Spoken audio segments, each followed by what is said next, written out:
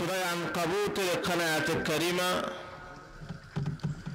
বিশ্বনবী রাহমাতুল লিল আলামিনের হাদিসের খাজানা থেকে একখানা হাদিস পেশ করা হয়েছে। তেলাওয়াতকৃত আয়াত এবং হাদিসকে সামনে রেখে কিছু আলোচনা করার চেষ্টা করব। আল্লাহ যেন আমাকে আলোচনা করার, তবে সবাইকে যেন বাস্তব জীবনে আমল করার তৌফিক দান করেন। সকলে বলি আমিন।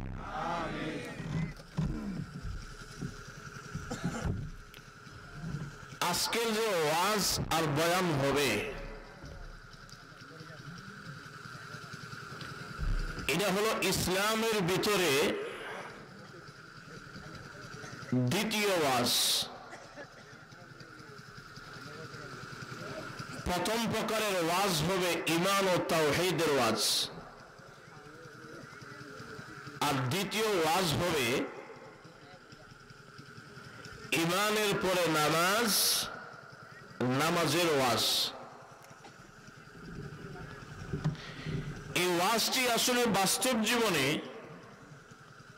করার দরকার আছে না নাই? আর আসতে বলেন, আল্লাহ আসতে বললেই আসতে কর, একটু জোরে আওয়াজ করে বলেন। ইসলামের ভিতরে দ্বিতীয় প্রকারের ওয়াজ হইল নামাজের ওয়াজ। এই ওয়াজটা দুনিয়ার প্রতিটা মুসলমান জানার এবং মানার দরকার আছে না নাই? এজন্য আসুন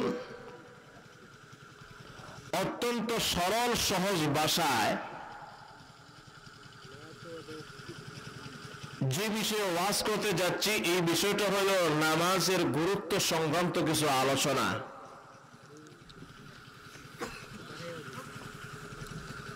যেই নামাজের কথা মহান আল্লাহ রাব্বুল আলামিন মহান কালামুল্লাহ শরীফে প্রায় 82 বারের চেয়েও বেশি মহান আল্লাহ উল্লেখ করেছেন ওনার কালামুল্লাহ শরীফে। অতএব নামাজের গুরুত্ব আছে না নাই? আরো জোরে কম। কোন সময় আল্লাহ ডাইরেক্ট সালাহ শব্দ দিয়া নামাজকে আখ্যায়িত করেছেন, আবার কোন কোন টাইমে সময় মহান আল্লাহ নেক আমালের কথা বলে নামাজের দিকে আখ্যায়িত করেছেন, আবার ওয়ালা যিকরুল্লাহি আকবার দ্বারা মহান আল্লাহ নামাজকে উদ্দেশ্য করেছেন। এইভাবে নামাজের আলোচনা 30 পারা কোরআন শরীফে ভরপুর।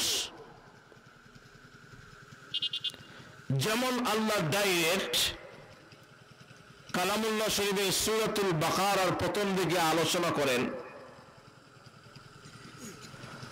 প্রথমে ঈমান, এরপরে নামাজ। হাদিস শরীফে মহান আল্লাহ রাসূল বলেন প্রথমে ঈমান, এরপরে নামাজ। যেমন আল্লাহ কালামুল্লাহ শরীফে উল্লেখ করেন, الذين يؤمنون بالغيب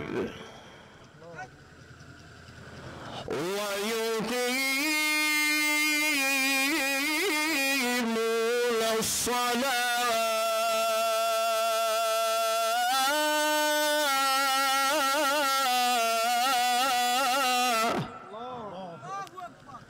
প্রথমে ঈমান, ঈমান বিল গায়ব।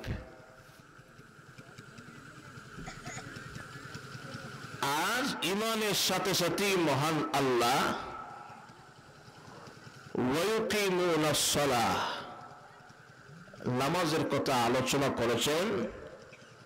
নামাজ পড়ো, নামাজ প্রতিষ্ঠা করো। আল্লাহ রাসূলও আগে ঈমানের কথা বলেছেন, এরপরে পাশাপাশি নামাজের কথা আলোচনা করেছেন। মিশকাত শরীফে আল্লাহ রাসূল বলেন, বুনিয়াল ইসলামু আলা খামসিন শাহাদাতি আল্লাহ ইলাহা ইল্লাল্লাহু ওয়া আন্না মুহাম্মাদান আবদুহু ওয়া রাসূলুহু ওয়া ইকামিস সালাহ। তাহলে প্রথমে ঈমান, এরপরে আল্লাহ। আর যেরকম প্রথমে ঈমান, এরপরে নামাজ। তাহলে এই নামাজের দাম আছে না নাই? আর যদি আওয়াজ করে বলেন, নামাজের দাম। নামাজের যদি এত দাম থাকে তাহলে যারা নামাজ আদায় করবে তার ইজ্জত সম্মান মর্যাদা আছে না নাই? আর যদি আওয়াজ করে বলেন, যারা নামাজ পড়ে তারা মহান আল্লাহর কাছে ইজ্জতি দুনিয়া এবং আখিরাতে। জোরে হন কথা ঠিক না ঠিক? বাইরে আমার এজন্য আসুন আমরা সকলে ঈমানদার, আর এই ঈমানদারের ঈমানি দাবি এবং ঈমানি চেতনা হলো নামাজ যথা টাইমে আদায় করা। যেরকম ঠিক কিনা? যে দাবি করে আমি ঈমানদার কিন্তু জীবনে এক ওয়াক্ত নামাজ আদায় করে না, সে কি প্রকৃত ঈমানদার? আর যেরকম সে প্রকৃত ঈমানদার হতে পারে না। আল্লাহ নামাজের আলোচনা করেছেন, আকিমিস সালাতা লিদুলুকিশ শামসি ইলা গাসাকিল লাইল।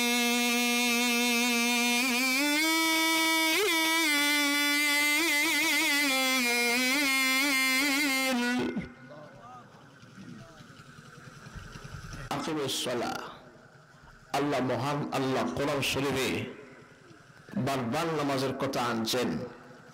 আবারও বলেন, আকিমিস সালাতা তাওয়াফাইল নাহারি ওয়া যুলাফান মিনাল লাইল।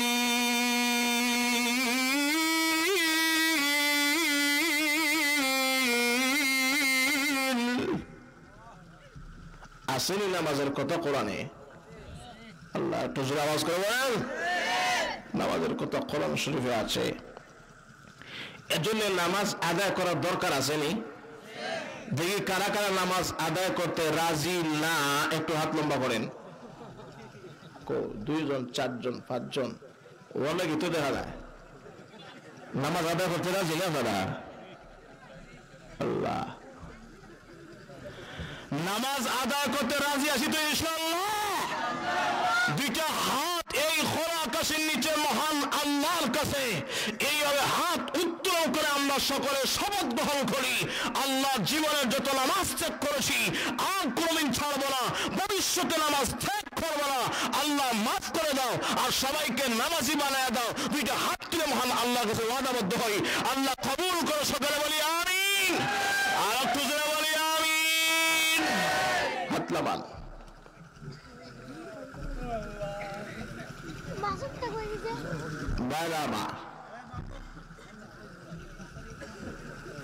শুধু কি নামাজ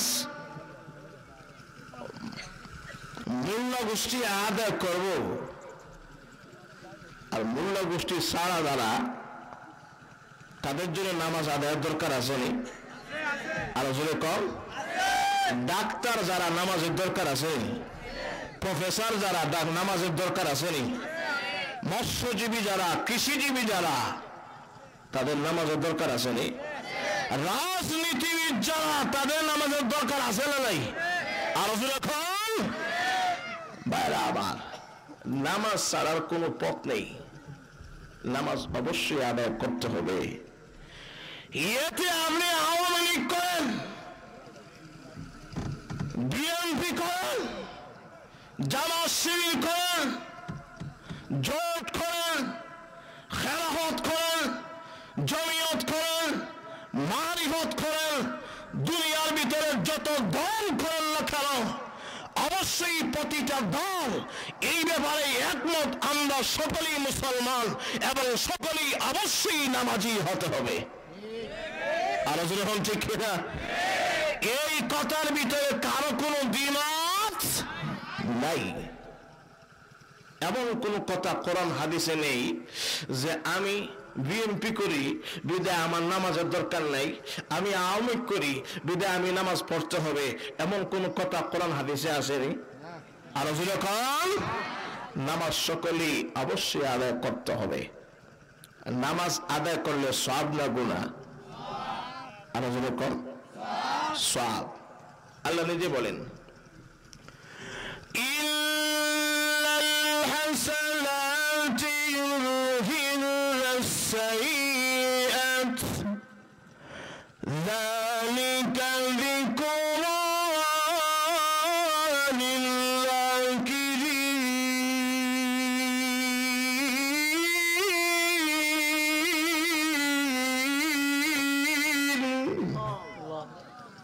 এর আগে নামাজের আলোচনা।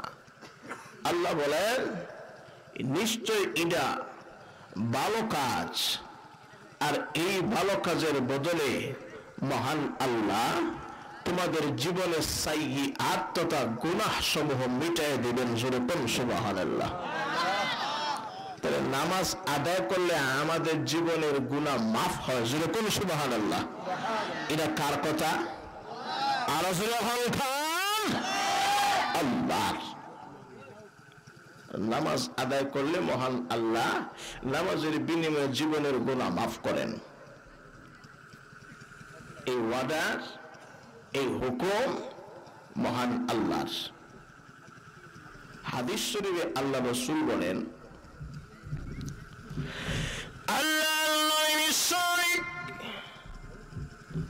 রাহমাতুল লিল আলামিন বলেন কানকার শীতের মৌসুমে আবু যর গিফারী রাদিয়াল্লাহু আনহুকে সাথে নিয়ে আল্লাহর নবী বিশ্ব নবী এবার বাহির হলেন সফর করার জন্য একটা বাগান বাণিজ্যে। আল্লাহর নবী একটি গাছে দুইটি শাখা ভেঙে আল্লাহর নবী হাতে নিলেন। আবু যর গিফারী রাদিয়াল্লাহু আনহুকে সামনে পেয়ে আল্লাহর নবী ডাক দিলেন, আবু যর গিফারী লাব্বাইকা ইয়া রাসূলুল্লাহ। আবার ডাক দিলেন, আবু যর গিফারী লাব্বাইকা ইয়া রাসূলুল্লাহ। নবীজি আপনার সম্মুখে তাকার পরও কেন আমাকে দুইবার তিনবার ডাক দিলেন? আল্লাহর নবী সবাই যারা ছিলেন, আবু যর গিফারী আমি তোমাকে একটি মূল্যবান নসিহত করব। আবু যর গিফারী আমার দুইটা হাতে দিয়ে তাকায় দেখো দুইটি ডাল। এই কনকনে শীতের মৌসুমে আমি আমার হাতে দুইটি গাছের ডাল শাখা ভেঙে হাতে নিয়েছি। ও আবু যর গিফারী তাকায় দেখো না এই শীতের মৌসুমে আমার এই হাতের দুইটি শাখায় কোনো শাখার ডালে কোনো পাতা আছে কিনা নাই। আল্লাহর নবী জানাচ্ছেন, ওরে আবু যর গিফারী আমি তোমাকে লক্ষ্য করে বললাম জ্বালাইয়া দাও। আল্লাহর নবীর সামনে আবু যর গিফারী জানাচ্ছেন, নবীজি আপনার হাতের ডালে লাখো পাতা নেই। আল্লাহর নবী আরেকটা জাহাজের লেখারা সমস্ত পাতাগুলা জমে গেল। আল্লাহর নবী বিশ্ব নবী রাহমাতুল লিল আলামিন জানাচ্ছেন, ওরে আবু যর গিফারী আমি তোমাকে কেন বারবার তালকিন দিলাম, কেন বারবার তোমাকে আওয়াজ করে ডাক দিলাম জানো নি? ওরে আবু যর গিফারী এই কনকনে শীতের মৌসুমে যেমন নাকি গাছের পাতা সমূহ ঝরে গিয়েছি, আল্লাহর নবীজি বলেন মহান আল্লাহ রাব্বুল আলামিনের প্রতি ঈমান আনার আমি বিশ্ব নবী রাহমাতুল লিল আলামিনের উম্মত হইয়া যদি কোন ব্যক্তি নাপাক যথারীতি নামাজ আদায় করি, আমি বিশ্ব নবী জানাইয়া দিলাম এই গাছের পাতার মধ্যে তার জীবনের সমস্ত গুলা নামাজের কারণে মহান আল্লাহ জ্বলাইয়া দেবে। ও আবু যর গিফারী চিন্তা করো, নামাজের কারণে মহান আল্লাহ জীবনের সমস্ত গুনাহ, কেউ বলে সগীরা কেউ বলে কবিরা, কিন্তু মহান আল্লাহ চাইলে নামাজের মাধ্যমে জীবনের সমস্ত গুনাহ মাফ আর মাফ করাইতে পারে। ভাইরা আমার, শুধু তাই নয়, আল্লাহ বিশ্বনবী রাহমাতুল লিল আলামিন জানাচ্ছেন, আবু হুরায়রা রাদিয়াল্লাহু আনহু থেকে বর্ণিত হাদিস, আল্লাহর নবী ডাক দিলেন, ইয়া আবু হুরায়রা, ইয়া রাসূলুল্লাহ, ইয়া হাবিবাল্লাহ, আমার নবীজি আমাকে কেন ডাক দিলেন? ওরে আবু হুরায়রা, তোমার বাড়িতে কোনো পুষ্করিণী অথবা হাউজ আছে কিনা নাই? আল্লাহর নবীজি বিচক্ষণ সাহাবী আবু হুরায়রা রাদিয়াল্লাহু আনহু জবাব দিলেন, ইয়া রাসূলুল্লাহ, ইয়া হাবিবাল্লাহ, আমার নবীজি আমার বাড়িতে পুষ্করিণী এবং হাউজ আছে। আল্লাহর নবী জানাচ্ছেন, ওরে আবু হুরায়রা, সেই হাউজে দৈনন্দিন খেয়ে যদি একবার, দুইবার, তিনবার, পাঁচবার গোসল নেয়, তার শরীরে ময়লা থাকবে। আরো যেরকম, আরো যদি আওয়াজ করে বলেন। আল্লাহর নবীর সামনে আবু হুরায়রা জবাব দিলেন, ইয়া রাসূলুল্লাহ, ইয়া হাবিবাল্লাহ, আমার নবীজি না একবার গোসল দিলে ময়লা থাকে না, পাঁচবার গোসল দিলে ডেইলি কেমনে ময়লা থাকবে? আল্লাহর নবী বিশ্ব নবী রাহমাতুল লিল আলামিন জানাচ্ছেন, ওরে আবু হুরায়রা, আমি নবীর জানায়া দিলাম, ঠিক তেমনি আমি কেউ যদি দৈনন্দিন পাঁচ ওয়াক্ত নামাজ যথারীতি আদায় করে, আমি বিশ্ব নবী জানায়া দিলাম, নামাজের বিনিময়ে মহান আল্লাহ ভাইরা আমার সেকেন্ড দেরি হবে না, তার জীবনের সমস্ত গুনাহ মহান আল্লাহ নামাজের মাধ্যমে জড়াইয়া দিবে। এজন্য আল্লাহ কামুল হাকিমিন রব্বুল আলামিন বলেন, আকিমিস সালাতা তারাফাইন নাহারি ওয়া যুলাফান মিনাল লাইল, দিনের প্রথম ভাগ থেকে রাতের শেষ পর্যন্ত নামাজ আদায় করো। নিশ্চয় নামাজ আদায় করলে এরা অত্যন্ত ভালো কাজ, সেই ভালো কাজের বিনিময়ে মহান মহান আল্লাহ তোমার জীবনের সমস্ত গুনাহ তথা সাইয়্যাত সমূহ মিটাইয়া দিবে। ভাই আমার, এবার আসুন কোরআন এবং হাদিসের মাধ্যমে জানতে পারলাম নামাজের মাধ্যমে জীবনের গুনাহ কি হয়। আরো যখন নামাজের মাধ্যমে জীবনের গুনাহ মাফ হয়। তবে কথা আছে, নামাজ যদি নামাজের মতো হয়, যেরকম ঠিক কিনা? আরো যেরকম নামাজ যদি আমাদের মতো হয়, এই নামাজের বিনিময়ে মহান আল্লাহ জীবনের গুনাহ মাফ করে দিবে। আর যদি নামাজটা নামাজের মতো না হয়, তাহলে এই নামাজে জীবনের গুনাহ মাফ হওয়া দূরের কথা, বরং নামাজও পড়বে, সুদও খাবে, এমন লোক সমাজে আছে না নাই? আর যখন বাইরে আবার ধীরে ধীরে আলোচনা করবো ইনশাআল্লাহ। এবার আসুন নামাজ আদায় করি কিন্তু গুনাহ মাফ হয়, এটা মহান আল্লাহর ওয়াদা, বিশ্বনবী রাহমাতুল লিল আলামিনের হাদিস শরীফের ওয়াদা। কেমনে? আমি খুতবাতুল মাদরাজের ভিতরে মুসল্লি রহমতুল্লাহ আলাইহি সুন্দর করে আলোচনা করেন এবং তাজাল্লিয়াতে সাফদার নামক কিতাবে এক্সাম্পল উদাহরণ হিসেবে একটা ওয়াকিয়া আনেন। এই ওয়াকিয়াটা হইল খলিফাতুল মুসলিমিন উমর রাদিয়াল্লাহু আনহু। নাম শুনছেন আপনারা?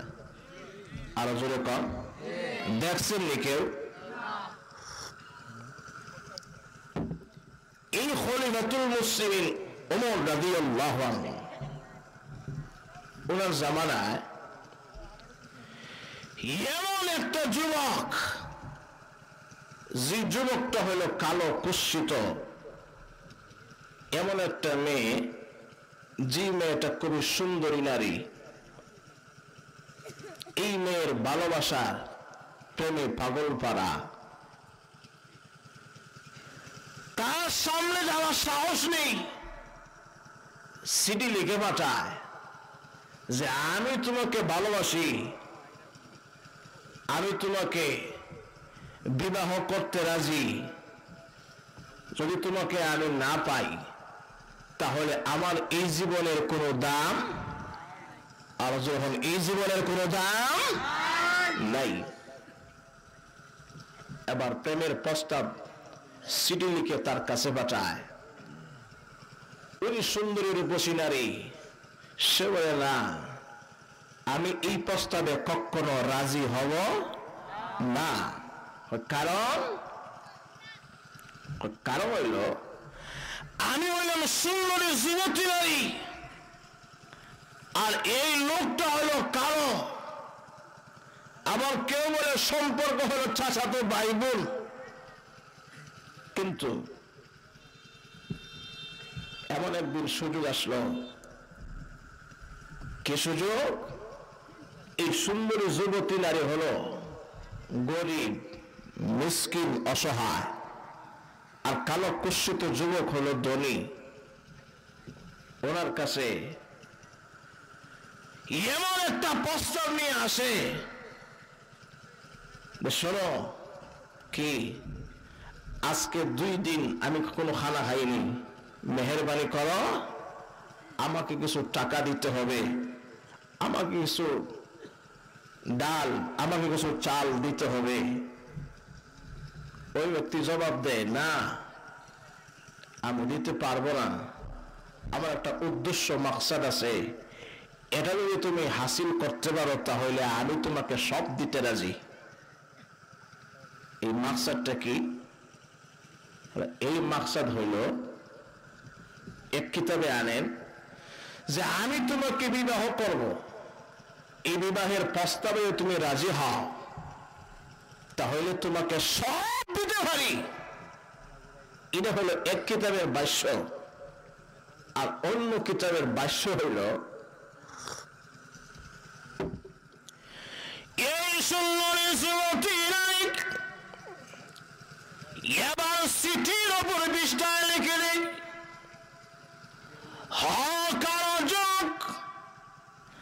আমি তোমার প্রস্তাবে রাজি, যদি তুমি আসি শর্তে রাজি হও। কি তোমার শর্ত? আমার শর্ত হল, এই জামানার খালিদাতুল মুসলিমিন ওমর রাদিয়াল্লাহু আনহুর পেছনে একাধারে 1 দিন না, 2 দিন না, 3 দিন না, একাধারে 40 দিন যদি যথারীতি নামাজ থাকবে ওলার সাথে আদায় করতে পারো তাহলে আমি তোমার প্রস্তাবে রাজি। আবার সেই কালো ব্যক্তি জবাব দেয়, এটা কি আমার একটি প্রস্তাব?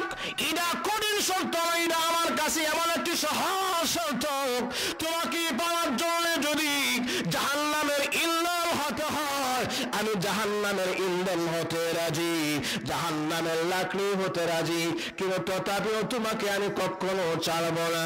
আমি খলিফাতুল মুসলিমিন ওমর রাদিয়াল্লাহু আনহু পিছনে গিয়ে একাধারে 1 দিন, 2 দিন, 3 দিন কেন, 40 দিন কেন, প্রয়োজনে বছর দিন পর্যন্ত নামাজ আদায় করতে রাজি। যেরকম সুবহানাল্লাহ। এবার সেই প্রস্তাবে রাজি হয়ে গেল খলিফাতুল মুসলিমিন ওমর রাদিয়াল্লাহু আনহুর পিছনে নামাজ পড়া। আর আমাদের মতো ইমামের পিছনে নামাজ পড়া সমান না বেশ কম? আরো আসতে কম, আরো জোরে কম। বাইরে আমার বরং তো দেখি খলিফাতুল মুসলিমিন ওমর এরা কি আমাদের মতো ইমাম? আরো জোরে কম। আমরা মিথ্যা বলি, আল্লাহ হারাম খেতে পারি, আমরা গুনাহ করতে পারি, কিন্তু খলিফাতুল মুসলিমিন ওমর রাদিয়াল্লাহু আনহু আল্লাহর নবী সাল্লাল্লাহু আলাইহি ওয়াসাল্লাম বলেন, আশ-শাইতানু ইয়াফিদু মিন জিল্লি উমারা, এই শয়তান এসে আমাকে নামাজে ধোঁকা দিতে পারে, কিন্তু খলিফাতুল মুসলিমিন ওমরকে নামাজে ধোঁকা দেওয়া দূরের কথা, আল্লাহর নবী বলেন শয়তান ওমরকে দেখলে তার পিছনের রাস্তা দিয়ে বায়ু মেরে দেখে যায়। যেরকম সুবহানাল্লাহ। সেই খলিফাতুল মুসলিমিন ওমর রাদিয়াল্লাহু আনহু উনি সাধারণ সাহাবী, এমন আল্লাহওয়ালা ইমাম। সেই খলিফাতুল মুসলিমিন ওমর রাদিয়াল্লাহু আনহুর পিছনে একাধারে 40 দিন না, নামাজ আদায় করতে আমি রাজি। ভাইরা আমার, যে খলিফাতুল মুসলিমিন ওমর রাদিয়াল্লাহু আনহুর শানে তারিখে মদিনা নামক কিতাবের ভিতরে আল্লামা কুতুবউদ্দিন হানাফি রাহমাতুল্লাহ আলাইহি আনেন, ভাইরা আমার, খলিফাতুল মুসলিমিন ওমর রাদিয়াল্লাহু আনহুর ইন্তেকালের সময়, ইন্তেকালের পরে যখন নাকি তার লাশটাকে কবরে দাফন করা হয়, যখন তার লাশটাকে কবরে দাফন করা হয়, মুনকার নাকির ফেরেশতা আসে সওয়াল করার জন্য। খলিফাতুল মুসলিমিন রাদিয়াল্লাহু আনহু মুনকার নাকির কে উমর, কে আবু বকর, আর কে আব্দুল্লাহ, কে সলিমুল্লাহ আমার জানার দরকার নেই। এবার প্রশ্ন করে বসে খলিফাতুল মুসলিমিন ওমরকে, মার রব্বুকা, খলিফাতুল মুসলিমিন ওমর খবর জগতে এই মার রব্বুকার জবাব দেয় না। আবার মুনকার নাকির বলি ওমা দিনুকা জবাব নাই, ওমা নবিয়ুকা জবাব নাই। মুনকার নাকির ফেরেশতা আশ্চর্য হয়ে গেল, ওই লোকটা কি আউলাকে সে পাগল বসে, আর লম্বা লোক, তার চেহারা কালো, জবাব দেওয়া দূরের কথা, প্রশ্ন করার সাথে সাথে তার দুটা চোখ আগুনের লোকার মতো লাল হয়ে গিয়েছে, আগুনের লোকার মতো লাল। খলিফাতুল মুসলিমিন প্রশ্ন জবাব দেয়, মুনকার নাকির ফেরেশতা তত্তর করে কাঁদে। মুসল্লি রহমতুল্লাহ আলাইহি সুন্নাহ করে আনেন, মুনকার নাকিরের প্রশ্নের জবাব ওমর দেয়নি। বাইরা আমার, যখন দুইটা চোখ লাল করে বাহির করে, আপনারা সকলে জানেন আল্লাহ রাসূলের রওজা আর খলিফাতুল মুসলিমিন ওমরের রওজার পাশাপাশি, যখন ঠিক কিনা? খলিফাতুল মুসলিমিন ওমর যখন দুই চোখ দিয়ে লাল করে বাহির করে, এমন গুসা এবং তজল্লি নিয়ে যখন মুনকার নাকির ফেরেশতা দিয়ে তাকায়, বাইরে আমার কিতাবের ভিতরে আনেন, এই গুসার তজল্লিতে আল্লাহর নবীজি এবং খলিফাতুল মুসলিমিন ওমরের রওজার পার্টিশনের মাঝখানে ফাটা দিয়েছে। আর একটু জোরে করুন না সুবহানাল্লাহ। এই ছিদ্রটি আল্লাহ নবী সাল্লাল্লাহু রাহমাতুল্লিল আলামিনের চেহারা মোবারক দিয়ে এবার ডাক মারে, হো মুনকার নাকির ফেরেশতা, এমনিতে গাড় বড়াইয়া তাকায় দেখে, আগে নবীজি আপনি কেমনে এই জায়গায়? আল্লাহ নবী জবাব দিলেন, ও মুনকার নাকির ফেরেশতা, আমার ওমরকে মা রব্বুকা ওয়া মা দীনুকা ওয়া নবিয়ুকা প্রশ্ন করি, আর আমি আল্লাহ নবী কবরে জিন্দা থাকবো তা কখনো হতে পারে না। বলে মুনকার নাকির ফেরেশতা জেনে রাখো, আমার উমর তোমাদের চাইতে রব, নবী এবং দিন ধর্ম বেশি ছিল এবং জানে। জোরে করুন সুবহানাল্লাহ।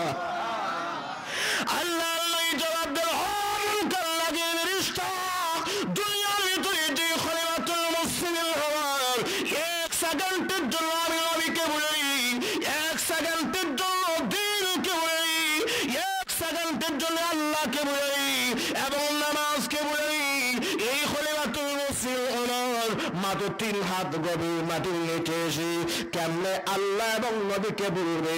তোমাদের সাহস তো কম নয়। জোরে করুন সুবহানাল্লাহ। এই খলিফাতুল মুসলিমিন ওমর জবাব দেন, ভাইরা আমার, আল্লাহর নবী বিশ্ব নবী খলিফাতুল মুসলিমিন ওমরের শানে সাক্ষী দেন, ও মুনকার নাকির ফেরেশতা, যার থেকে এই জায়গা প্রশ্ন করেন না, এই জায়গা থেকে এবং জবাব উত্তর পাওয়ার জায়গা নয়। সুবহানাল্লাহ, আল্লাহু আকবার। খলিফাতুল মুসলিমিন ওমর রাদিয়াল্লাহু আনহু ইমার চেহারা নিয়ে যেই জায়গায় আছেন, এই জায়গাতেই মুনকার নাকির ফেরেশতা এবার দৌড়ে যায় মহান আল্লাহর কাছে।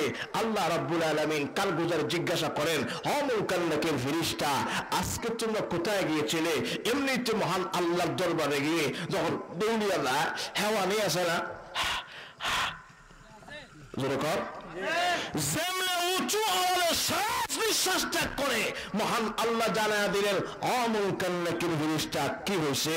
আল্লাহ কি আর বলবো, জান নিয়ে যে আইছি। কেন? আচ্ছা বলুন তো দেখি, মুনকার নাকির ফেরেশতা উমরের কবরে গেছিল, এই কথাগুলো মহান আল্লাহ জানে কিনা? আর যখন আল্লাহ জানে, আল্লাহ কামুল হাকিমিন। এরপরে বলেন, আচ্ছা এত ভয় কেন, এত কম্পন কেন, কি হয়েছে? আল্লাহ না জানি উনি কে, উনি মনে হয় তোমার বান্দা কালো ব্যক্তি খলিফাতুল মুসলিমিন ওমর। আল্লাহ তার কাছে গিয়েছিলাম, মার রব্বুকা ওমা দীনুকা ওমা নবিয়ুকা, এই তিনটা প্রশ্ন করার জন্য। আল্লাহ জবাব দেওয়া তো দূরের কথা, তার সবগুলো দেখিয়াই আল্লাহ আমরা থামতে পারলাম না। বিশ্বনবী রাহমাতুল লিল আলামিন স্বয়ং সম্পূর্ণ সাক্ষী দিয়েছেন। আল্লাহ কামুল হাকিম মুস্কি হাসলেন, মুস্কি হেসে বলেন, মুনকার নাকির ফেরেশতা, উনি হইল আমার বান্দা ওমর। আমি কেন তোমাদেরকে এই জায়গা কেন হটাইলাম? মুনকার নাকির ফেরেশতা, আল্লাহ আজ থেকে একটু আমরা জানেন এই জায়গাতে গেলেই না বিপদের সম্মুখীন হব। আল্লাহ এই জায়গা কেন আমরা যাইনি, এখানে এলেন? আল্লাহ কামুল হাকিম বলেন যে আমি তো বুঝেই হটাইছি, এটা বোঝাবার জন্যে। সুবহানাল্লাহ। বুঝিয়ে ফেলেছেন মানে হইল ও যে বনি আদম জাতিকে সৃষ্টি করতে তোমরা বিরোধিতা করেছিলে, আল্লাহ আদম জাতি সৃষ্টি করো না। আমি আল্লাহ কামুল হাকিমিন আমার উমরে দিয়া আদম জাতির শ্রেষ্ঠত্ব এবং মর্যাদা দেখাবার জন্য উমরের খবরে তোমাদেরকে পাঠিয়েছিলাম। যেরকম সুবহানাল্লাহ। আবার এই খলিফাতুল মুসলিম ওমর, যে উমরের কথা মহান আল্লাহ যদিও কোরআন শরীফের নাম ঘোষণা করেননি, প্রায় 23 থেকে 24টা জায়গায় মহান আল্লাহ উমরের ডাক শুনে স্বয়ং আল্লাহ 30 পারা কোরআন শরীফের 26টা আয়াত নাযিল করেন। যেরকম সুবহানাল্লাহ। আল্লাহ আল্লাহ আমি উমর বলছি, ফর্দার আয়াতটা এইভাবে নাজিল হইলে ভালো হয়। আল্লাহ বলে উমর যখন বলছে, আমি আল্লাহ তোমার মনের কল্পনা জল্পনাকে কোরআন শরীফের আয়াত বানাইয়া কিয়ামত পর্যন্ত নাজিল করে দিলাম। আল্লাহ মদ পান করে, আল্লাহ এটা হারাম, কিয়ামত পর্যন্ত হারাম করে দিলে ভালো হয়। আল্লাহ সাহাবায়ে কেরাম মদ পান করে হালাল টাকা অবস্থা, আল্লাহ মদ পান করে মাতাল উন্মত হইয়া নামাজ আদায় করে কুলিয়া আইয়ুহাল কাফিরুন আবুদু মা তা'বুদুন বলে লাপাত দিলা। আল্লাহ এইভাবে নামাজ আদায় করলে হবে না, আল্লাহ এই হুকুমটা আপনি সম্পূর্ণ আল্লাহ হারাম করে দেন। আল্লাহ বলেন ওমর যখন বলেছে, আমি মহান আল্লাহ কিয়ামত পর্যন্ত মদের হুকুমটাকে হারাম করে দিলাম। এজন্য উমরকে মুহাদ্দিসু হাদিহিল উম্মাহ বলা হয়, যে যেই কথা বলে এই কথা মহান আল্লাহ শুনেন। এই খলিফাতুল মুসলিমিন উমরের পিছনে নামাজ পড়া আর আমাদের পিছনে নামাজ পড়া সমান না বেশ কম? আর যদি আওয়াজ করে বলেন বেশ কম। এই খলিফাতুল মুসলিমিন উমর ওনার পিছনে গেছে নামাজ আদায় করার জন্য। আমরা অনেক ক্ষেত্রে দেখি নামাজ আদায় করে ঠিকই, কিন্তু নামাজ নামাজ হতে না হতে শয়তান আসিয়া বলে, হ্যাঁ কি একটু হিসাব কর। সুনামগঞ্জ জিরাই বাজারে তন্নার 3টা দোকান আছে, 60টা কেমনে বানাইবে এই হিসাবটা সে নামাজের ভিতরে শুরু করে দেয়। আরো যখন আছে না নাই? আরো যখন একটু সরকার উস্কুর কালা উস্কুর কালা, অত উস্কুর হালা উস্কুর হালা, এগুলো সরল কর দেখ তুই তা কার কাছে কত টাকা পাবি আর তোর কাছে কে কত টাকা পাবে, একটু সরল কর। বাইরে আমার নামাজ শুরু করতে না করতেই শয়তান আসিয়া খোঁচা দেয় না? আর যখন শয়তান খোঁচা দেয়, আল্লাহু আকবার। আল্লাহ রাসূল বলেন, যে শয়তান আসিয়া নামাজে ব্যাঘাত ঘটায়, নামাজকে সংশোধন করতে দেয় না, এই শয়তানের নাম হলো খিনজাব। আর যে শয়তান আসিয়া মানুষের রক্ত রেগরেশা দিয়া প্রবেশ করে তার বালের সাথে একাকার হয়ে যায়, রাসূল বলেন এই শয়তানের নাম হলো আহরামান। এই শয়তান আসিয়া ভাইরা আমার ধোঁকা দিতে থাকে, ভাইরা আমার এইভাবে শেষ পর্যন্ত নামাজটা নষ্ট করে দেয়। কিন্তু যে ব্যক্তির ভিতরে ঈমান আছে এবং ঈমান চেতনা আছে, আল্লাহ রাসূলের আদর্শ সাহাবায়ে কেরামের আদর্শ আছে, তার নামাজে কোনদিন শয়তান ধোঁকা দিতে পারে না। ভাইরা আমার এবার ঈমান যদি মজবুত হয়, ইমাম যদি আল্লাহ তাহলে নিশ্চয় এই ইমামের পেছনে নামাজ আদায় করলে ডাইরেক্ট মহান আল্লাহর দরবারে কবুল হবে। আর ইমাম যদি সুদখোর হয়, ইমাম যদি মিথ্যাবাদী হয়, ইমাম যদি ঘুষখোর হয়, তাহলে তার পেছনে নামাজ আদায় করলে কবুল হবে তো? কবুল হবে না। শুধু পাগড়িওয়ালা মোল্লা দেখিলে আগে দিলেন না, সমস্যা আছে।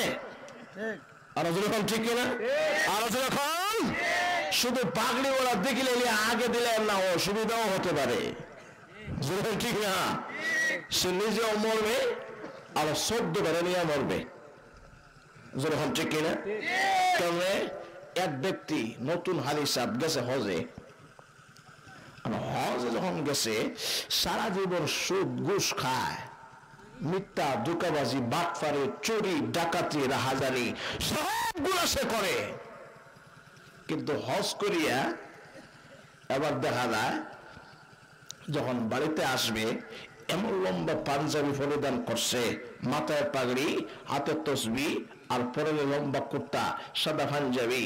আসছে যখন আসর পরে এবার চিন্তা করলো আবার নতুন হজ করে আইছি, আমার স্ত্রী বউ বাচ্চা ওয়াইফ তা সবাইকে নিয়ে একটু শ্বশুর বাড়িতে যাই বেড়াবার জন্য। শাশুড়িও দাওয়াত দিচ্ছেন, একটু কদর করার দরকার। যখন কথা ঠিক না ঠিক আর এখন এমন হয় কিনা না, জুড়ে আওয়াজ করে বলেন। এবার নতুন হাজি সাহেব মাথায় পাগড়ি, হাতে তসবি, পরে লম্বা পাঞ্জাবি পরিধান করে শ্বশুর বাড়িতে গেছে বেড়াবার জন্য। ভাইরা আমার, সেই জায়গায় যাওয়ার পরে আচ্ছা বলুন তো দেখি, একদিকে নতুন হাজি সাহেব আর অন্যদিকে হইল শ্বশুর বাড়ি। যখন মুয়াজ্জিন আসসালাতু খায়রুম মিনান নাওম, ঘুম থেকে নামাজ ভালো, এই কথাগুলোর আজানের তলকিন দেয়, ভাইরা আমার, তখন কি সে আর ঘুমে থাকতে পারে?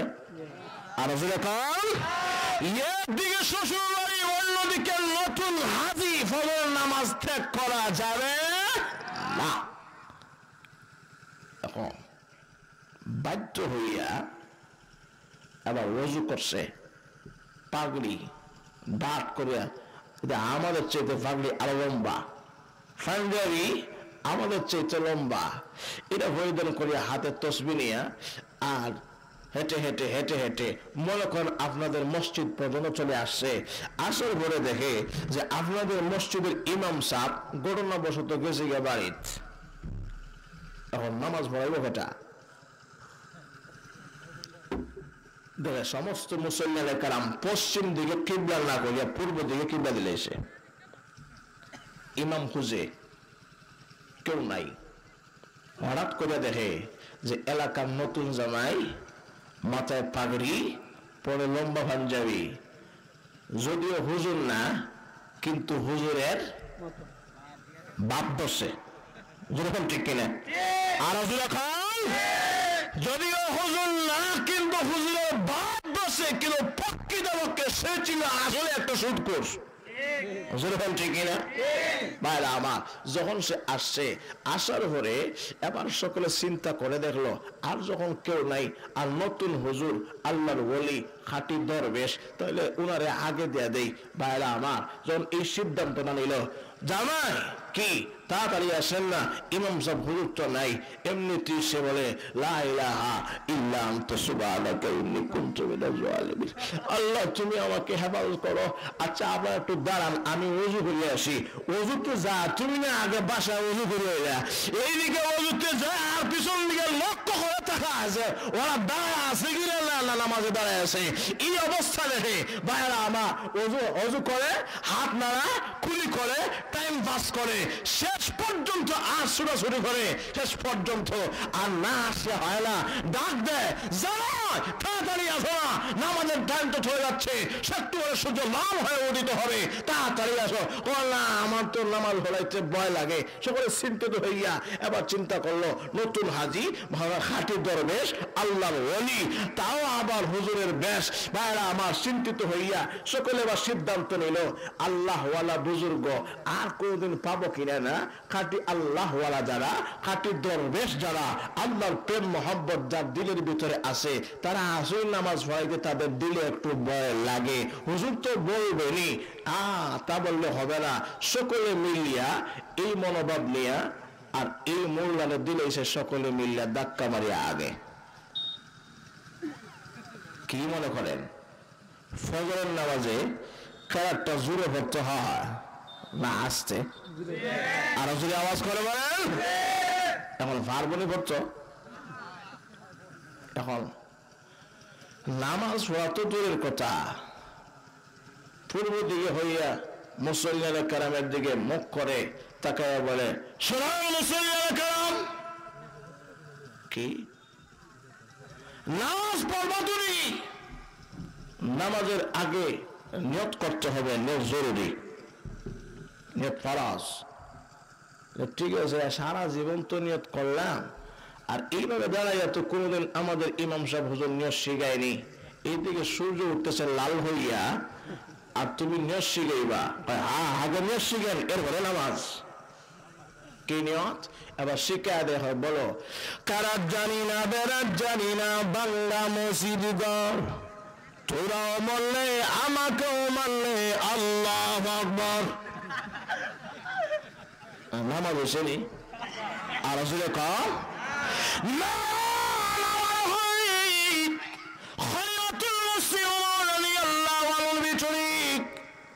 নামাজ আদায় করা। বাইরে আমার বলন তো দিদি কবুল হবে কি হবে না? আর কল সে কারণ করছে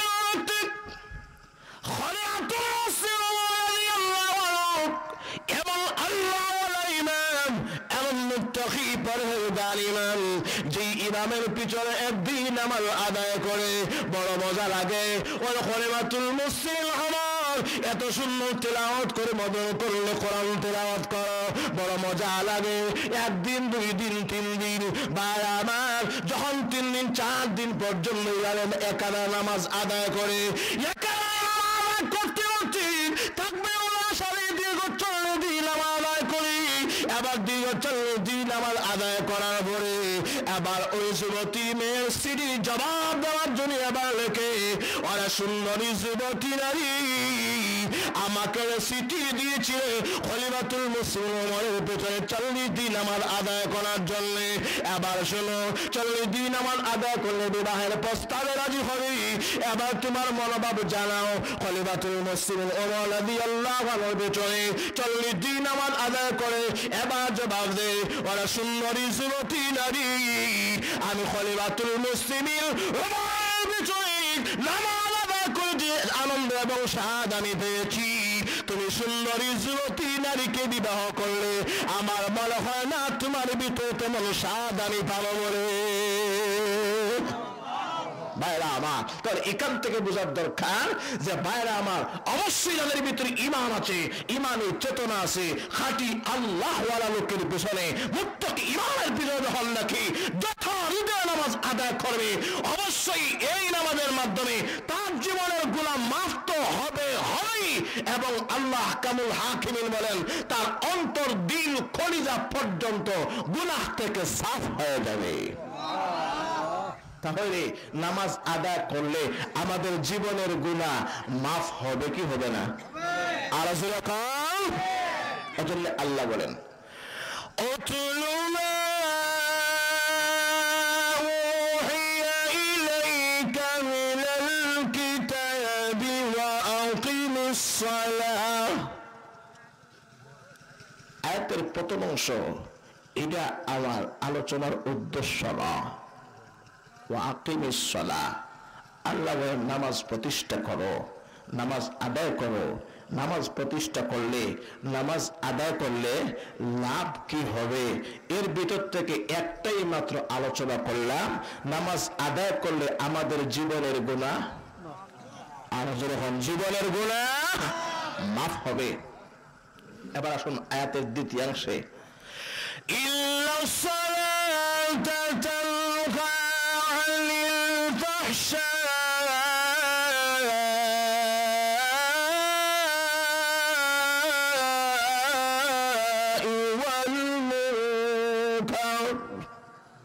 আল্লাহ বলেন নিশ্চয় নামাজে বড় গুনাহ ছোট গুনাহ হোক, এই সমস্ত গুনাহ থেকে নামাজে হেফাজত করে। সুবহানাল্লাহ। নামাজে গুনাহ থেকে আপনাকে আমাকে হেফাজত করে, বাঁচায়। ঠিক না? প্রথম নম্বর ফায়দা হলো নামাজ আদায় করলে জীবনের গুনাহ মাফ হবে, অতীতের গুনাহ মাফ হবে। আর যদি নামাজকে আদায় করে তাহলে 2 নম্বর পুরস্কার হলো এই নামাজে আপনাকে আমাকে ভবিষ্যতে আর কোনোদিন গুনাহ করতে দেবে না। নামাজে আপনাকে আমাকে গুনাহ থেকে হেফাজত করবে। সুবহানাল্লাহ।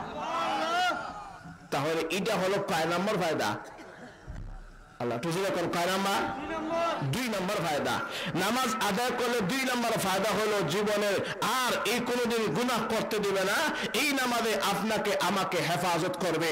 ভাইরা আমার, এবার আসুন, আমাদের বর্তমান সমাজে এমন লোক আসেনি আমরা যে নামাজ আদায় করি আবার গুনাহ করি? আর জোরে কম কেউ নাই এমন আসেনি? একটু হাত লম্বা করেন। হুজুর আমি নামাজ পড়ি আর গুনাহ করি না, হাত লম্বা করেন। কেউ নাই। তাহলে বোঝা গেল একদিকে নামাজ পড়ি, অন্যদিকে গুনাহ করি। তাহলে মহান আল্লাহ যে বললেন নামাজ আদায় করলে এই নামাজে আপনাকে আমাকে গুনাহ থেকে হেফাজত করবে, বাঁচাবে। তাহলে কেমনে বাঁচাবে? বাঁচাইলে বাঁচো। তাহলে আল্লাহর কথা সত্য না মিথ্যা? আল্লাহর কথা মিথ্যা হয়ে যায় যখন, ঠিক না? অথচ আল্লাহর কথা সত্য। নামাজ আদায় করলেই এই নামাজে আপনাকে আমাকে গুনাহ থেকে বাঁচাবে, হেফাজত করবে। কিন্তু আমরা গুনাহ ছাড়ি না। নামাজ পড়ি, সুদ খাই, নামাজ পড়ি, ঘুষ খাই, নামাজ পড়ি, মিথ্যা বলি, নামাজ পড়ি, চুরি করি, নামাজ পড়ি, ডাকাতি করি, নামাজ পড়ি, গাঁজা খাই, নামাজ পড়ি, মদ পান করি, নামাজ পড়ি, বিচার লড়াই করি, নামাজ পড়ি, গুড়দৌড় করি, নামাজ পড়ি, নৌকা ধরে ফেলাই। আসেনি? আরো জোরে কান। অথচ দেখা যায় জুমার দিনে ডাইরেক্ট ইমাম সাহেবের পিছনে জায়গা না দিলে মাইল লেগে লেগে।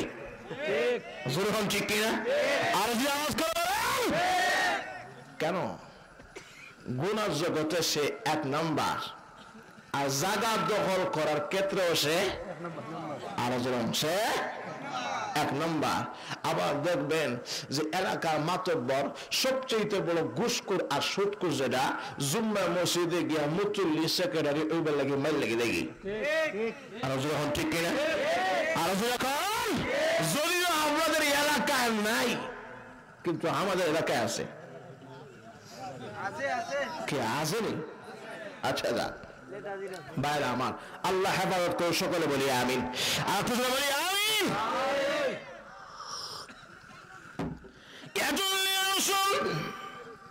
আল্লাহ কেমন হাকিম বলেন,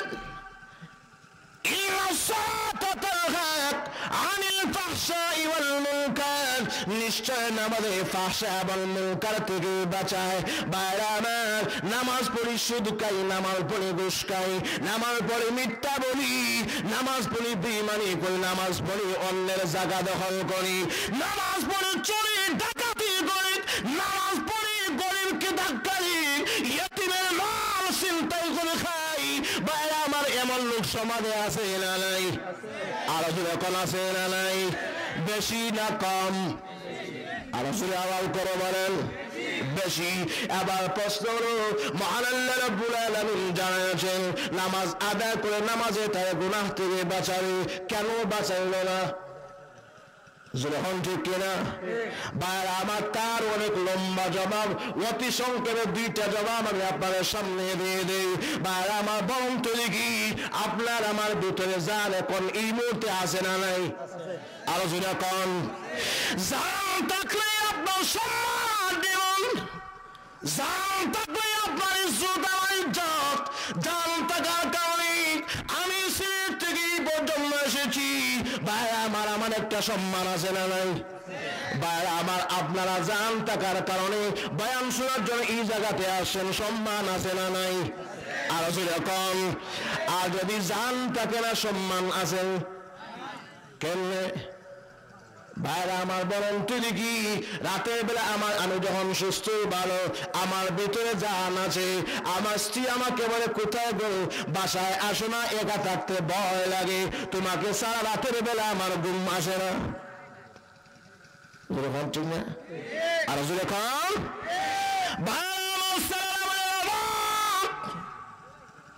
তুমি কোথায় গিয়ে তোমার গলা জড়াইয়া না ধরলে রাতে ঘুম হয়, যখন আমার ভিতরে জান তারিখ সন্তান আমাকে ভালোবাসে,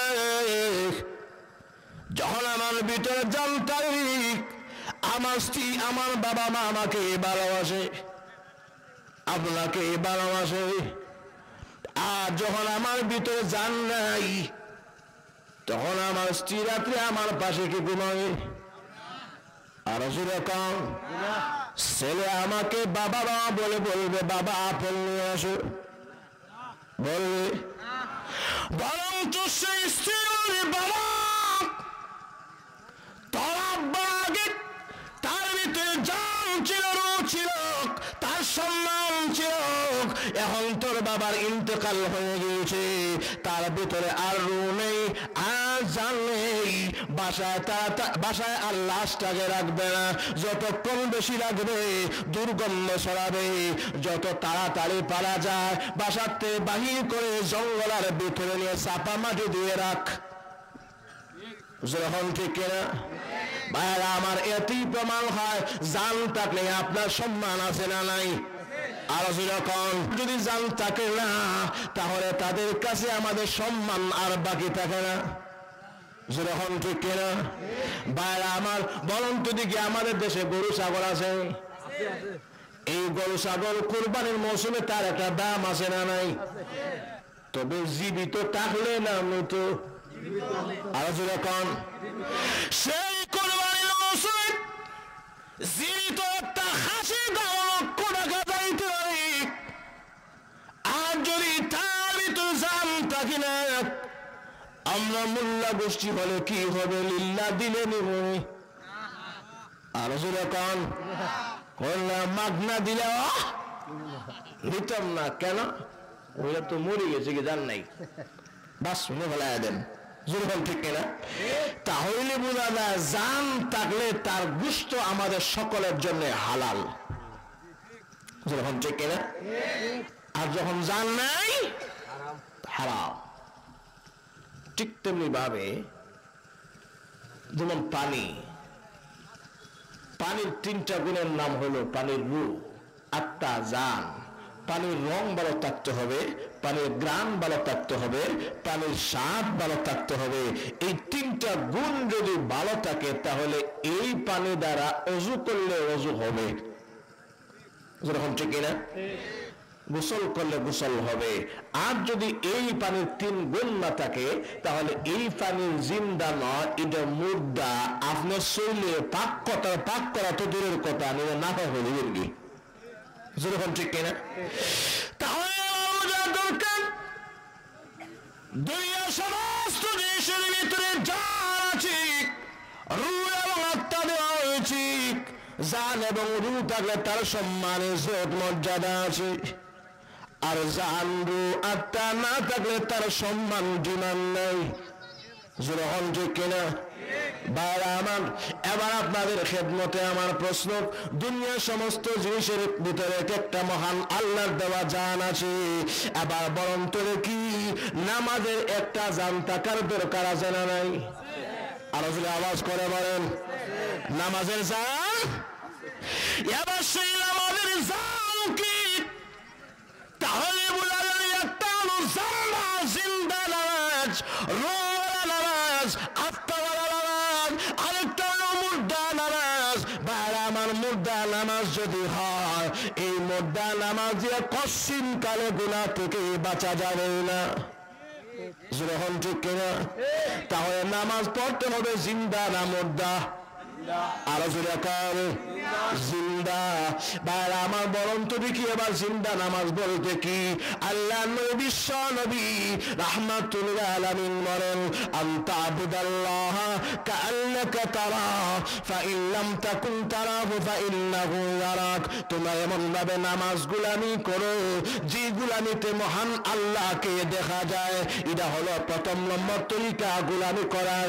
আর যদি এমন তরিকা অবলম্বন করতে তাহলে কর্মকে করা সরল রাখো। তুমি নামাজ আদায় করো কিন্তু তোমার মহান আল্লাহ তোমাকে দেখে। যখন ঠিক কিনা?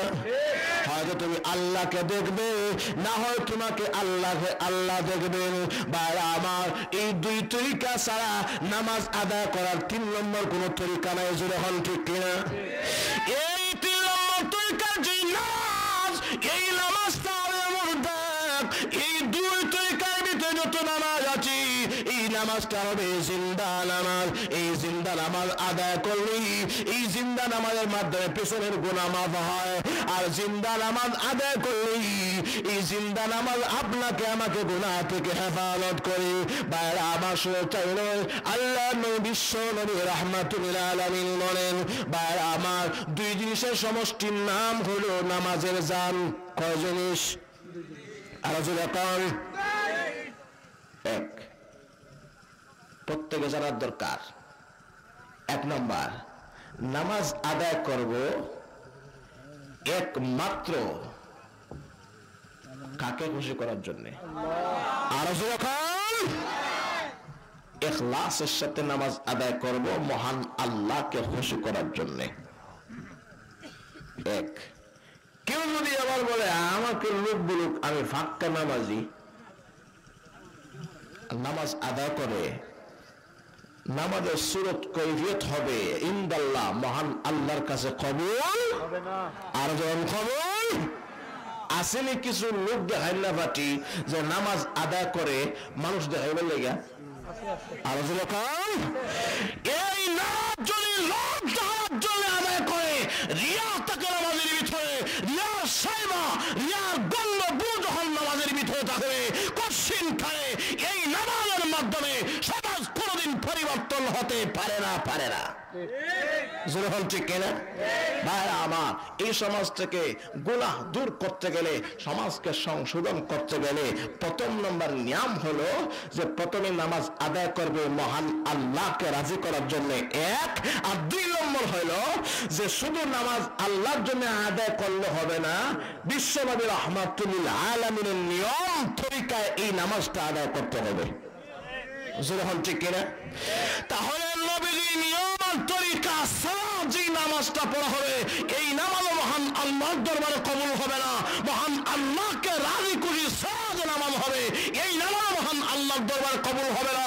খালিস লিওয়াজহিল্লাহ, আল্লাহকে খুশি করার জন্য বিশ্বনবীর তরিকা 2 শর্তের মাধ্যমে যে নামাজটা আদায় করা হবে এই নামাজটা হবে জিন্দা নামাজ। ঠিক কিনা? বাইরে আমার বলুন তো দেখি আপনারা আজকে এই মাঠে না মাগরিবের ফরজ কয় রাকাত আদায় করছেন? আরো জোরে কম, আরো জোরে কম। 3 রাকাত। নামাজ পড়া সবের কাজ না গুনার কাজ? সবের কাজ তো। সকলের ভোটটা এক। যখন ঠিক না? এবার আসুন, নামাজ যদি পড়া সবের কাজ হয় তাহলে 3 রাকাত বেজুর নামাজ হয়ে লাভ কি? আরো 1 রাকাত যোগ করিয়া 4 রাকাত জোড়া বানায় পড়ে সব বেশি হবে না? আরো জোরে কম, আরো জোরে কম। কেন? এটা নবীর সিস্টেম না, এটা নবীর তরিকা না। জোরে কম ঠিক না? রোজা রাখা সবের কাজ না গুনার কাজ? এবার যদি রোজা আদায় করার জন্য কেউ কুরবানির দিনে রোজা রাখিলে না সব না গুনাহ? যদি কেউ আইয়ামে তাশরিকের 3 দিন রোজা রাখিলে আর রোজা কম না? কেন? এটাও নবীজির তরিকা। আর নবীজির তরিকা না। কেন? নবীজির তরিকায় না থাকার কারণে এটা মহান আল্লাহর গোলামি হতে পারে না। মহান আল্লাহর গোলামি আত্মাহওয়ালা নামাজ, রূহওয়ালা নামাজ, জিন্দাহ নামাজ, জানওয়ালা নামাজ যদি হতে হয়, মহান আল্লাহর জন্য প্রথমে খুশি করার জন্য খালিস ওয়াজহিল্লাহ ইবাদত হবে আল্লাহর। তবে সিস্টেম, তরিকা, নিয়ম কারণ থাকবে বিশ্বনবী রাহমাতুল আলামিনের এই দুই শর্তের মাধ্যমে যে নামাজটা আদায় করা হবে, এই নামাজটা হলো জিন্দা নামাজ। আর এই জিন্দা নামাজের মাধ্যমে মহান আল্লাহ অতীতের গুনাহ মাফ করবেন। এই জিন্দা নামাজের মাধ্যমে, এই জিন্দা নামাজের মাধ্যমে ভবিষ্যতে আর কোনদিন নামাজের গুনাহ করাইতে দেবে না। এই নামাজ আপনাদের গুনাহ থেকে হেফাজত করবে। এই নামাজের কথা মহান আল্লাহ বলেছেন আমার তেলাওয়াতকৃত আয়াতে, ইন্নাস সালাতা তানহা আনিল ফাহশাই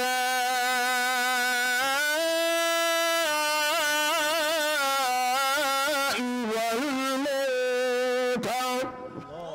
আল্লাহ বলেন নিশ্চয় ফাহশা, মুনকার, ছোট গুনাহ, বড় গুনাহ, জাহিরা প্রকাশ্য গুনাহ আর গোপনীয় গুনাহ, সমস্ত গুনাহ থেকে নামাজে হেফাজত করে। এবার বলুন তো দেখি এই নামাজটা জিন্দা না মুর্দা? আর জিন্দা।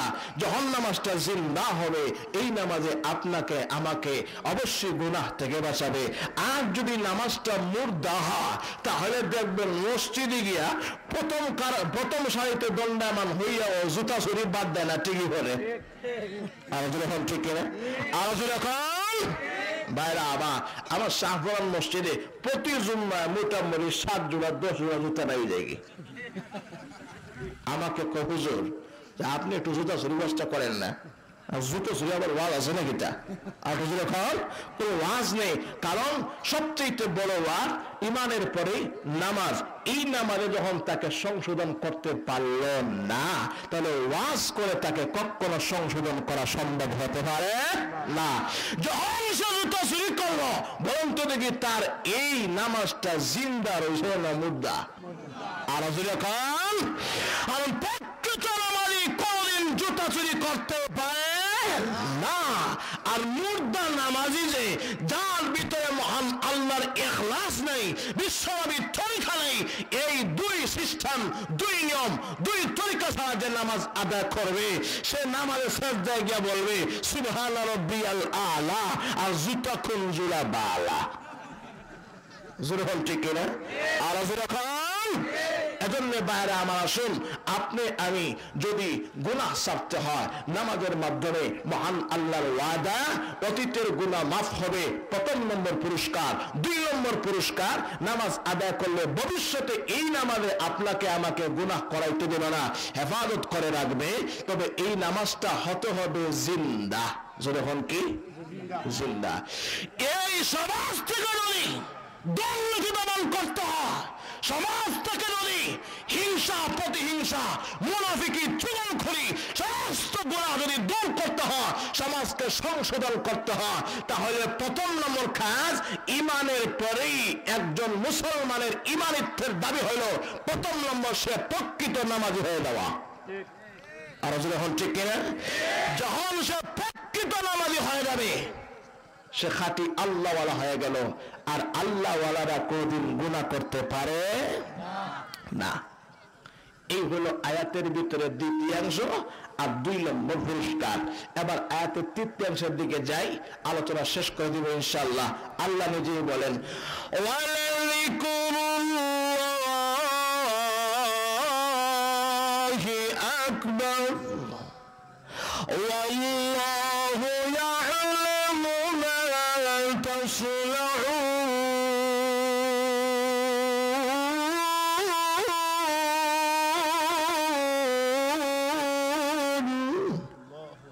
আল্লাহ বলেন ওয়ালা যিকরুল্লাহি আকবার, আল্লাহর জিকির সবচেয়ে বড় না ছোট?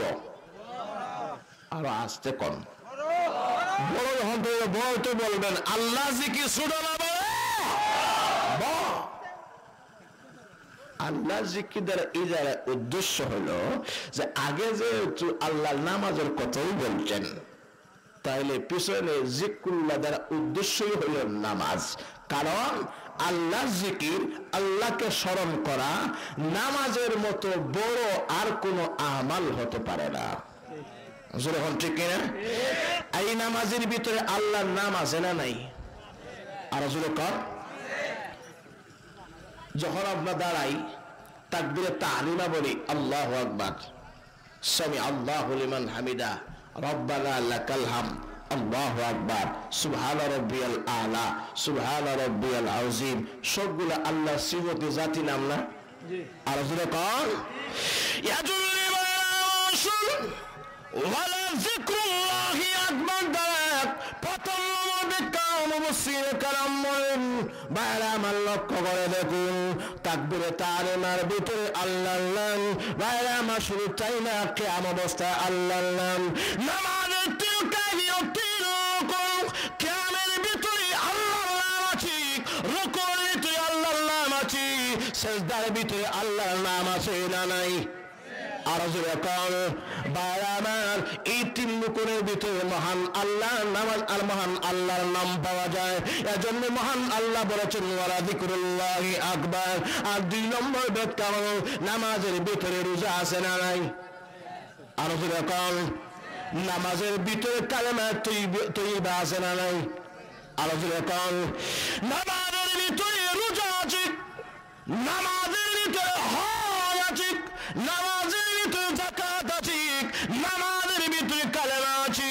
বাইরে আমার লক্ষ্য দেখুন আল্লাহ নবী বলেন বুনিয়াল ইসলামু আলা খামসিন শাহাদাতি আল্লা ইলাহা ইল্লাল্লাহু ওয়া আন্না মুহাম্মাদান আবদুহু ওয়া রাসূলুহু ওয়া ইকামিস সালাহ ওয়া ইতাইজ যাকাত ওয়াল হজ্জ ওয়া সাওম রমাদান।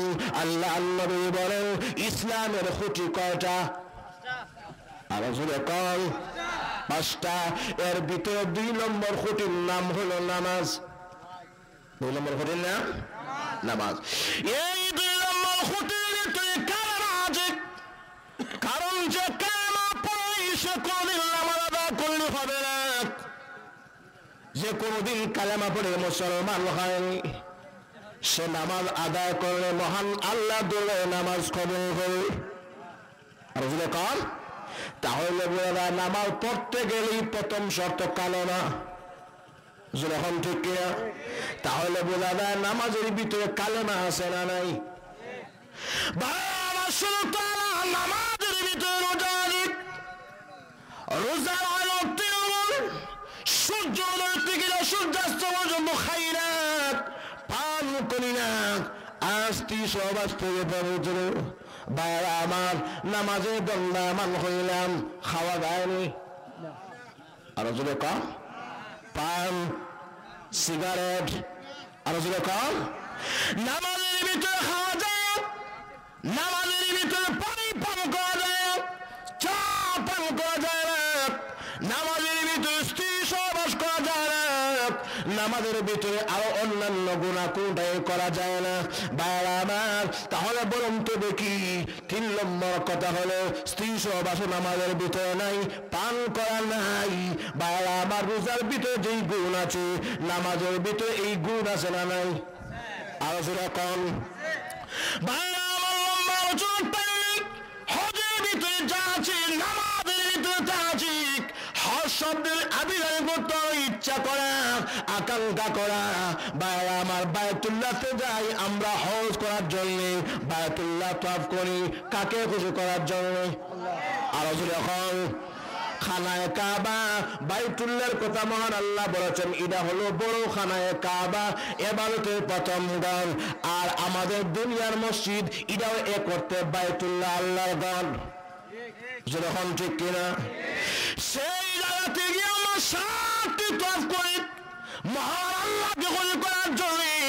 আর দুনিয়ার ভিতরে ছোট ছোট মসজিদের ভিতরে এটা হলো ছোট বাইতুল্লাহ, 5 ওয়াক্ত 5 বার আসি দর্শন করার জন্য, নামাজ আদায় করার জন্য, মানুষকে দেখাবার জন্য নাকি মহান আল্লাহকে খুশি করার জন্য? আরো যখন মহান আল্লাহকে খুশি করার জন্য। বাইরে আমার তাহলে হজে গেলে যে কাজ, এই ছোটখাটো কাজ নমুনা এই নামাজে পাওয়া যায়, বাইরে আমার মসজিদে পাওয়া যায়। এজন্য আসুন হজের ভিতরে যা আছে নামাজের ভিতরে আংশিক অর্থে তার মিল আছে না নাই? যাকাতের উদ্দেশ্য অনেক, মাল মহান আল্লাহ বিলীন করা, গরিব মিসকিনকে দান খয়রাত করি, আমার আত্মাকে পরিষ্কার করা, আমার আত্মাকে সমস্ত রোগ থেকে মুক্তি করা। আর নামাজ আমরা আদায় করি আমাদের দিল আত্মাকে গুনাহ থেকে পাক পরিষ্কার করার জন্য। জোরে হল ঠিক কিনা? আরো জোরে কম। এবার জাকাতের, এবার নামাজের ভিতরে জাকাত পাওয়া যায়। জাকাতের ভিতরে এবার আমার সেই নামাজের ভিতরে রোজা পাওয়া যায়, নামাজের ভিতরে হজ এবং জাকাত পাওয়া যায়। কিন্তু দেখেন কালেমার ভিতরে নামাজ নাই, এমন লোক সমাজে আছে না নাই? কালেমাওয়ালা মুসলমান শুধু নামাজ পড়ে না, এমন লোক সুনামগঞ্জে আছে না নাই? আর যখন শুধু কালেমা হলে মুসলমান, জিজ্ঞাসা করে হুজুর আর নামাজ না পড়লে কি হবে? পাক্কা মুসলমান। কেন?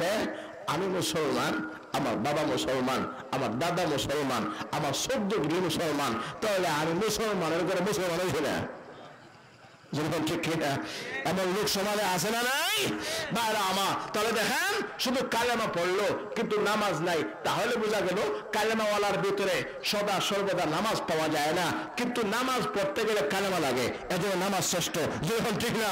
ঠিক তেমনি ভাবে বাইরে আমার নামাজের ভিতরে রোজা আছে, নামাজের ভিতরে হজ, নামাজের ভিতরে যাকাত, ইসলামের 4টি স্তম্ভ কালেমা থেকে নিয়ে সবগুলা নামাজের ভিতরে আছে। বিদায় মহান আল্লাহ কামুল হাকিমিন বলেন ওয়ালা যিকরুল্লাহি আকবার, আল্লাহ জিকির সবচেয়ে বড়। আর এখানে আল্লাহ জিকির দ্বারা উদ্দেশ্য হলো নামাজ। এবার আসুন আল্লাহ বলেন ওয়াল্লাহু ইয়ালামু মা তাসনাউন,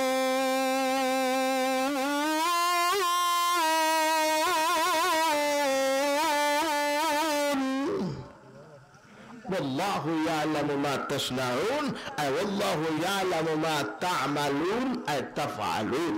তোমরা যা করো, নামাজ যে পড়ো, এই নামাজটা কার জন্য পড়ো, কে লেগে পড়ো, সবগুলা আমি আল্লাহ জানি। যখন ঠিক কিনা? والله يعلم ما تصنعون أي تعملون أي تفعلون। তোমরা যা আমল করো, তোমরা যা নামাজে কাজ করো, এটা কার জন্য পড়ো, এটা কে জানেন? আল্লাহ। আর যখন কে জানেন? আল্লাহ। আয়াতের শেষাংশ দিয়া মহান আল্লাহ বলতে চাইলেন খবরদার সবগুলো আমল হবে একমাত্র কাকে খুশি করার জন্য? আল্লাহকে খুশি করার জন্য। আর নামাজও হবে মহান আল্লাহকে খুশি করার জন্য। এই কথা বোঝাবার জন্য মহান আল্লাহ কামুল হাকিমিন আয়াতের শেষাংশে ওয়াল্লাহু ইয়ালামু মা তাসনাউন আয় তাফআলুন আয় তা'মালুন বলে আখ্যায়িত করেছেন। ভাইরা আমার, এটা হলো শর্টকাট মোটামুটি এক আলোচনা। আল্লাহ কামুল হাকিম আমাদের সবাইকে যেন পাক্কা নামাজি হওয়ার তৌফিক দান করে। সকলে বলি আমিন। আগামী কাল থেকে হুজুর আর জিন্দেগিতে জীবনে নামাজ ছাড়বো না, এমন কতজন লোক আছে আমরা একটু হাত তুলে দেখাই। সকলে হাত তুলেন। আল্লাহ জীবনে যত নামাজ ছেড়েছি মাফ করে দাও, সকলে বলি আমিন। আল্লাহ ভবিষ্যতে আর কোনদিন নামাজ ত্যাগ করবো না, আল্লাহ অঙ্গীকার দিলাম, কবুল করো, সকলে বলি আমিন। হাত নামান, আল্লাহ কবুল করুক, আমিন সুম্মা আমিন। ওয়া আখিরু দাওয়ানা আলহামদুলিল্লাহি রাব্বিল আলামিন।